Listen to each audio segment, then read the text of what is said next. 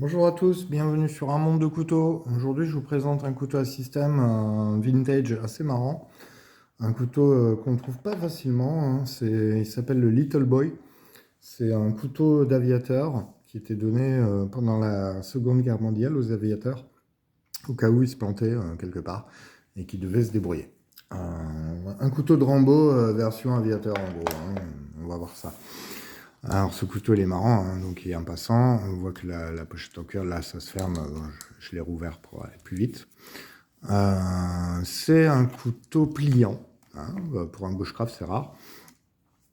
C'est un couteau qui a dans le manche, on peut le voir à l'intérieur, il y a deux allumettes de survie. On peut voir qu'il y a deux plombs avec un hameçon et du fil de pêche, au cas où il faille pêcher. Il y a aussi un thermomètre. On a un niveau et on a une bougie de secours, juste ici, là. Un mini bougie, hein, vraiment toute petite, mais peut-être très pratique pour allumer un feu. On le verra. Et une boussole. Sur la partie arrière, bon, il y a les inscriptions, Lucky Boy, US Patent, Canadian Patent Load, et Japan. Alors Japan, il y a aussi Japan sur le fourreau, pardon.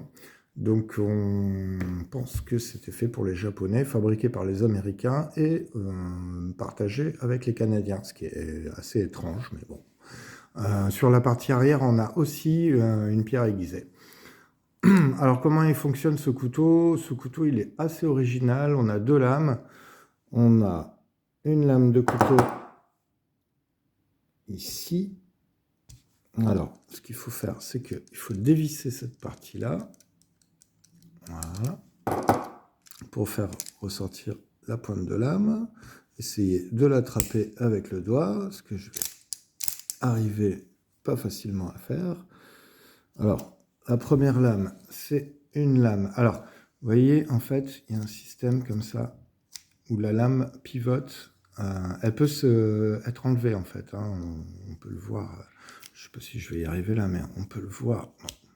En tout cas, elle pivote. Là, on a des trous de rivet qui correspondent aux trous qui sont derrière. Donc, dès qu'elle est bien placée, on va essayer de placer, voilà, d'appuyer là-dessus. Et on va refixer la vis. À partir de là, la lame ne bouge plus. On a une lame crantée, vraiment très crantée, avec une scie plutôt efficace. Une partie coupante.